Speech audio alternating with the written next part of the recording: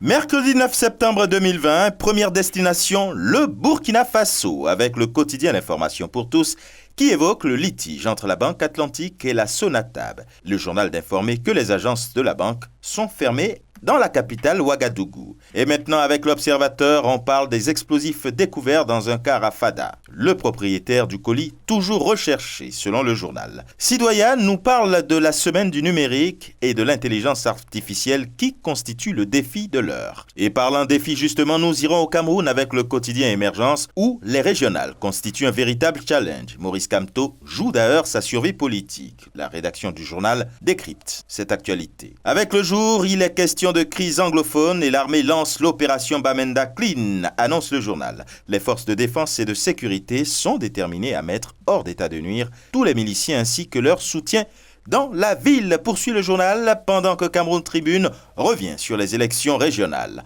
À vos marques, lance le journal.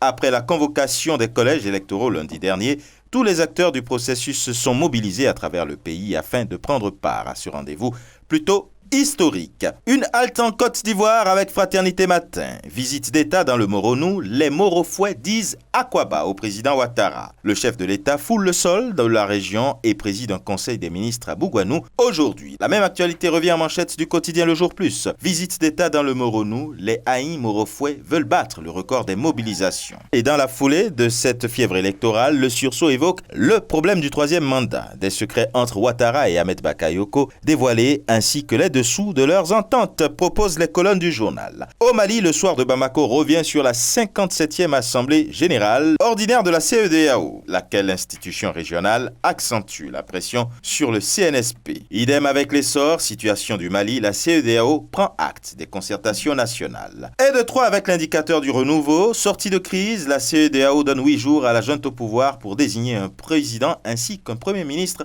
civil. Au Sénégal maintenant, le quotidien L'Information pour tous se focalise sur les inondations et propose à la lecture les réactions à cette catastrophe. Macky se jette à l'eau, dit le journal, qui poursuit en disant que 10 milliards ont été injectés dans le plan d'urgence.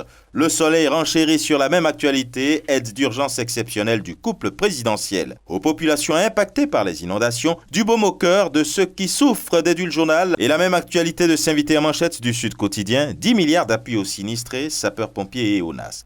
Le plan d'urgence de Macky. Et comme la vie n'est pas un long fleuve tranquille, Walf Quotidien, sur la même actualité, s'intéresse quant à lui à la colère qui gronde des points bas. Au Togo, avec Liberté, CEDEAO, Bouhari charge les dirigeants testés positifs au virus du troisième mandat. Dit le journal, quand Togo Matin lui vante les mérites du pays. Écho, le Togo, seul pays à respecter les critères de convergence.